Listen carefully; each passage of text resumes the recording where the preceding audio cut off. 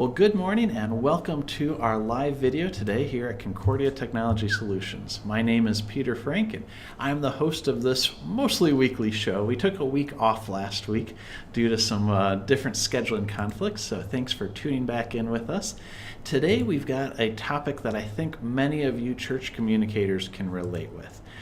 Several months back we did a couple different surveys where we asked what some of the most challenging areas of the work in a church office is. And one continuous thing came in was time management.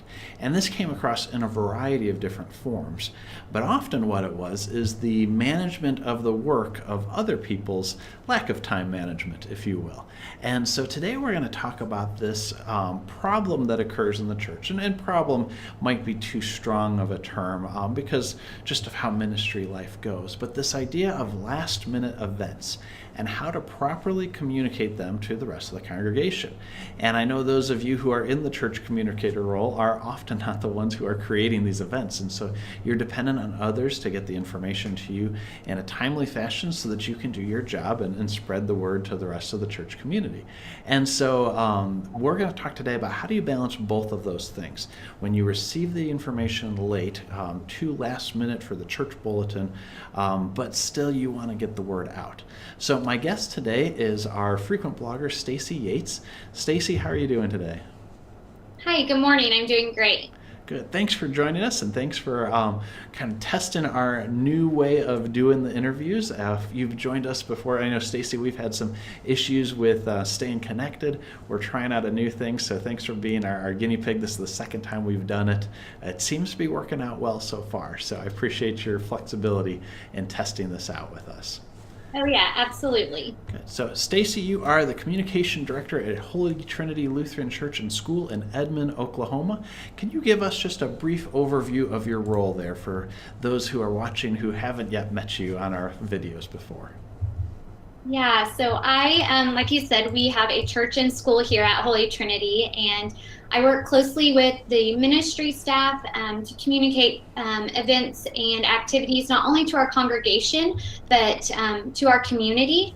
And I also work closely with the school director to help communicate what's going on with the school to our congregation, and also what's going on with the church to the school. So as the communication director, I work closely with everyone on the staff to help make sure the information is getting out timely and correctly, and connecting and carrying out our mission and vision as a church here at Holy Trinity. And what a blessing that is for your congregation to have somebody like you, because I know most congregations would love to have somebody in your role and may not have the ability to afford it or maybe the skill set available to do that. So that's wonderful. Now, even if your church doesn't have a church communicator like Stacy, I am sure that you have a process for following. So Stacy, at our church, we have a process for submitting information to our administrative assistant by Wednesday at noon in order to get it into what we call the Spirit. The Spirit is our newsletter that goes out on a weekly basis. Our bulletin is just the order of service. The Spirit is what contains all of the news and notes of the week. And Susie is very strict about that. By noon on Wednesdays, if it's not to her at that time, it's not getting in there, and that can be frustrating. But there's a really good reason for that. It gives her that chance to finish up the Spirit and to print it, and so that our staplers can come in and do their work. So it makes a lot of sense. What is your ideal process there at Holy Trinity? I'm sure you've got a process set in place for those, standard every week. This is what we do. Yeah, so I used to have a communication request form, which I touched on in another blog post, and that was really kind of what I thought would be a great process. But what we've gone to now is communicating with myself or our secretary, Lisa Kelly. She does a great job. And we try to ask that we get the information several weeks in advance so we can do our diligent effort in getting the word out. If you want to include it in the bulletin insert, like ours is called the WRAP, which stands for Weekly Reminders and Announcements page. That's awesome. But if you wanted to go in that, Lisa is pretty flexible. We try to say by Thursday. Sometimes it gets cut down to the wire, and we just have to make a call as a staff and myself as the communication director if it should go in, if it needs to go in or not. So for process, we really try to make sure people are aware of who to talk to start initiating the idea and getting the information out. Excellent. Well, today we're going to talk about the situation where you get something too late for that, for the bulletin, for the printed pieces. And we're going to focus a lot about what you can do. But my first question will be, what can't you do? What is really going to be off the table right from the beginning? And, somebody misses that deadline, whatever it might be at the church, they miss that. What things should a church communicator not even attempt to do? I don't know. Take us from there before we get into the positive stuff. So don't panic. And I'm guilty of it sometimes too, of just panicking. And I think forgetting everything that you know and the tools that you know that you have. So I think just the big key is don't panic.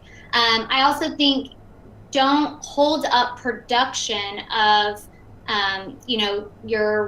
for our instance, our wrap. Don't hold up production of your wrap and your bulletin where you have to come in on a Saturday or something like that to try to find a way to squeeze it in there and compromise the design or compromise your brand as a church in the way you're presenting the information, just so you can squeeze the information in there. So by not panicking and also going, as we talk farther into what I discussed in the blog post, getting those tools and deciding what to use to get the information out there. So don't panic. That is great advice, and I especially appreciate that, to hold up the process. There's been times where I'll see that Susie is at church after 5 o'clock, and I know that, okay, she's working hard to get something out because of a last-minute request, and it's those deadlines are in there for just everybody's sanity, and there's always that flexibility. But I think that's a really good word of encouragement, that you don't want to hold everything else up to accommodate this one thing, because there are other options on how to get the word out. So let's talk about those other options. And you write about this in a blog post for us, and we'll share the link in a few moments. But the first one really surprised me. While we're all about technology, the first option that you presented for communicating last-minute events was mail, direct mail, or snail mail, as you might call it. Talk about how this is actually possible and effective. Yeah, so this is actually something we've just started in the last year and a half. I kind of sat down with Lisa, our secretary, and we talked through it. And most of our members live close, and mail gets to people within 1 or 2 days. And we do not send a lot of mail as a congregation unless it's important. So for me, I felt that we were connecting with these individuals by sending them something, and they see, oh, this is from the church. It must be important, because we don't send something every week or every day. We're not sending them junk mail where they're just going to throw it to the side, like those advertisements you get. And so also what I make sure to do is see if we can target our audience a bit more, because it saves on postage, but it also helps make sure that we're reaching the people that we want to reach. So going through that process, and I talk in the blog as well that I've kind of set up our standard postcard sizes. Lisa and I work closely on, okay, what style of postcard does a label fit on easily? So she's not trying to cut or handwrite all of these addresses, and she's able to just plug it in the computer, print off those labels, and put them on there. And it's easier for all of us, but we're still being efficient in getting the information out. That's awesome. And that's, like I said before, that is not something that I would have even considered. I'm so much in the digital world and avoiding print things, but that does make sense why it's so effective. And people, if you use it well, people get excited about mail that is meant for them, not just a blanket thing. And in the same way that printed mail can become very spammy and just throw right in the recycler. Email can also be like that. And when you mentioned mass email, that made me kind of tense up a little bit, because one of the things I'm a big stickler about is not mass emailing people, not spamming them just to get the word out, but really getting targeted. And that's kind of how you describe it too with email. Can you explain how you'll go about with mass emails for last minute events in a way that is not spammy, that is relevant for people? Yeah, so I think really targeting who you're trying to reach, getting that audience, that target audience, and putting those email addresses in there. But also making sure the email is to the point, having a catchy subject line, and having the information right there when they open it. They're seeing what you're trying to tell them. A subject line doesn't need to be too long. It doesn't need to explain too much, but it also, needs to be a little bit catchy and target your audience. I know in MailChimp now, I can put a little emoji. And so I know for my generation and even the younger generation, getting an email with an emoji might catch your attention. Whereas the older generation, they might be, what is this? Is this, they might not recognize that. And so knowing who you're trying to reach by putting that, by putting an emoji or a catchy title, and also making sure, so we send a weekly e-news email blast out. So making sure that I'm looking at when I'm targeting those people. So we send our e-news out on a Tuesday. So I'm not going to send another email to them on Tuesday. So I look for that next time slot or that next day where I can reach those individuals where it doesn't look spammy. And not to toot MailChimp's horn too much, but they're really awesome. They have a feature where it helps me calculate the best time frame to send it out, which is really awesome too, because that helps me make that decision. That's great. And I think it just goes back to what is relevant to people. That's the difference. Spam is by nature not relevant. That's why people get rid of it. But if you can do it in a timing that's appropriate for them, in a context that's right, and with the content that they appreciate, then it's not spam. So excellent. Now, exactly. Yeah. The next thing is not so much of a tactic or an action, but really an opportunity. When you get a last-minute event and you can't get it into the bulletin or the newsletter, whatever your version of the wrap is, you still have some opportunities on Sunday morning. And you mentioned in the blog post, some of them are either presentation slides or flyers or even announcements. Can you talk about some of those and how you utilize those for these last-minute events, and why we should be cautious about how we do it, but still take advantage of that opportunity? Yeah, so I think the key is knowing, does this target the majority of your congregation when it comes to an announcement from a pastor or asking them to pass the mic to a volunteer of this event or an organizer of this event to maybe get a little bit more attention. So being able to, I think, pass the mic to an organizer or a volunteer to talk about the event, and make sure they know, okay, they need to be saying precise information and kind of get to that point, because we just have their attention for a little bit. But making sure that it applies for the majority. Because I think sometimes when you announce things that only apply to a small number of people in your congregation, the effectiveness of those Sunday morning announcements, you start to lose that, because people are like, oh, well, the last 3 announcements they made didn't even apply to me because I don't have children in Sunday school, or, you have to be very particular about those things. But also, if you have screens, I've had members come up to me personally, and when I started putting up a announcement graphic or announcement slide while the volunteer, while the pastor was speaking, it helped support what they were saying, and it gave members a visual element to connect and remember that. So I think both of those are great tools that can be used on a Sunday morning, and you're not going to have someone up at the church on Saturday printing some last minute things off to get the word out, and you're still communicating it effectively. That's a really great point, because I know one of the things when I make announcements at church, I always want to have something in the spirit that I can point to, or even a handout. I'm going to be going up there in a couple weeks to talk about some e-giving, and I know that people are not going to remember what I say, but if there's something that they can look at and have that extra connection point, that makes sense. And certainly with the last minute event, we're not getting it into the printed bulletin, but that slide, that's a great idea. So excellent points. The next one I'm also excited to hear your thoughts on is social media.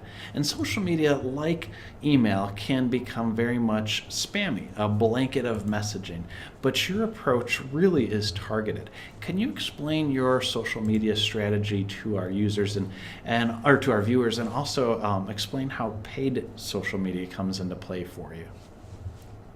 Yeah, so for me personally, our social media strategy is when I post something, I really try to make sure that it doesn't just pertain to our members, that it pertains to someone that might be who maybe just liked our page because we're a local church, and they're interested, but they haven't stepped a foot in our door.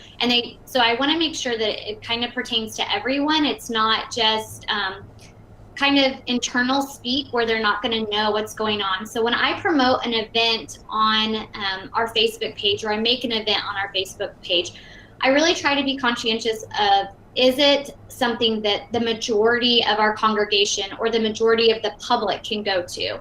That it's not just, like, for instance, a voters meeting. I do think those are very, very important, and you really need to drive your congregation to those meetings, and you need to try to make sure that they have those reminders in place. But if I saw that event, I might, and I've never been at the church, is that something I should go to? Do I have to be a voting member to go to the church? It would cause a lot of questions that you wouldn't be able to answer, because they're just making assumptions by seeing it on the screen. So when I make an event, it's something that we can have a visitor could walk in and feel comfortable being there and being a part of it. But it's also something that the majority of our congregation is invited to. And when it comes to events, Facebook has something that you make an event on your Facebook page. It's not just making a post, hey, this is happening at 10:45 today, everybody come. It's an event where individuals who like your page or come to that event can say that they're interested, or that they're going, or they can't go, or maybe they're going to go. And it's kind of cool and kind of crazy, but Facebook also has something where if I say I'm going to something, and my friend, will notify my friend and say, hey, your friend Stacy is thinking about going to this event, which is cool because it spreads the word about your event. But another, talking about paid, I will boost my events sometimes if it's something, again, that the majority of the community can go to, and especially if it's something last minute, because our congregation hasn't seen it in our weekly insert, and so this is another place that they'll be able to see it. And by boosting it, you're able to target your audience. You're able to target by zip code, but you're also able to target it by people who already like your page, which is going to, the majority of them is probably your members, as well as their friends. And the hope there is that they'll see that event, and then they'll share it, or they'll like it. And how Facebook algorithms work, it'll then put it in the feed of their friends and their family, and hopefully spread the word a little more on their own by sharing it, just from you boosting it. And the nice thing about boosting, you put $20 behind event, or maybe $15 behind an event. It doesn't have to be a lot, especially if you only have a week to do it, and you can still get some traction. And that's the beauty of social media. Yeah, and I love the fact that you bring up only $20, because sometimes people are like, well, that's $20 per event. And I often think, well, how much do you spend on donuts for an event? Or something like that, that's, helping the people who are coming, certainly, but to bring more people in is even more important. And the other thing you mentioned that I want to just call out again, you mentioned boosting posts, but not just boosting and targeting them. Often I'll hear that churches, especially who are or people who are helping the churches with Facebook ads that don't have a lot of experience with Facebook ads will just simply boost the post to get more visibility. And it'll go to a lot of people, but like you said, you want it to go to the right people, people who already like the church or who are friends of those who like the church on Facebook or are in a certain zip code. I think that's a really key point that you mentioned, that it's a combination of boosting and targeting, not just boosting, because otherwise you'll just be throwing money at actions and not right actions. So very good. The next thing on the list is really not the last thing. It's certainly last but not least is your website. And you use a phrase that I always love to do, is that your website is your home base. It's one of your most important tools in your toolbox. Can you talk through why it should not be left behind for these last minute events, why it really should be a primary focus? Yeah, on your website, you're able to put all the information there. You're able to put those little details of, hey, check in at this time, or there's donuts and lunch and we're having, fajitas for lunch or something. You're able to include those little details that maybe attendees need to know or should know, or that you're not able to, since it's a last minute event, people aren't reading all of those details right away. So you're able to direct them to your website for more information.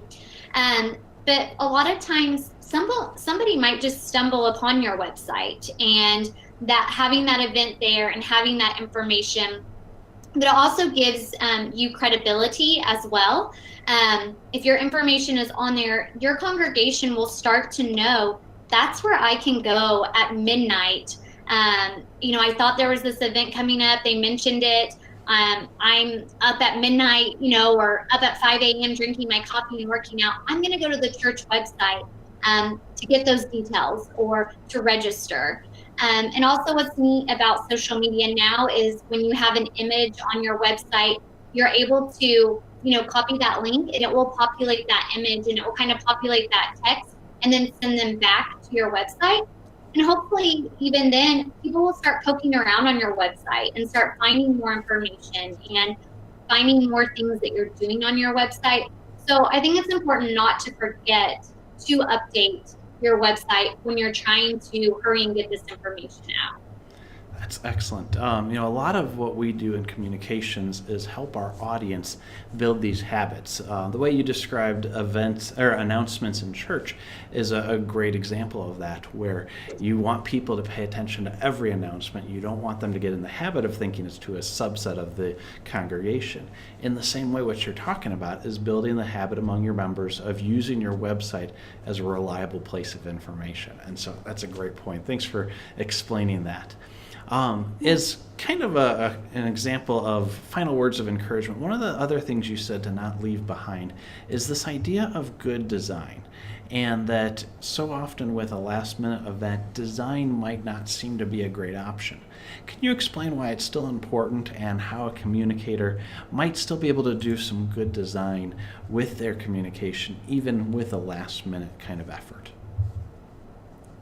Yeah, so I think especially kind of, and I mean, I'm guilty of it sometimes too. I hate to admit that, but I think sometimes we get frantic and we just start typing a whole bunch of words and hope people will read it because we just got to get this information out there. Or, instead of making something that's eye-catching, people are bombarded with information. I mean, everyone knows that, with advertisements, all sorts of things. So how can you stand out? And a good design, a good graphic with detailed information is something that is somewhat irreplaceable, because they're not going to just skip over it. They're going to realize it's important because you took the time to put it together. Therefore, they're going to take the time to read it because they understand that you invested that time.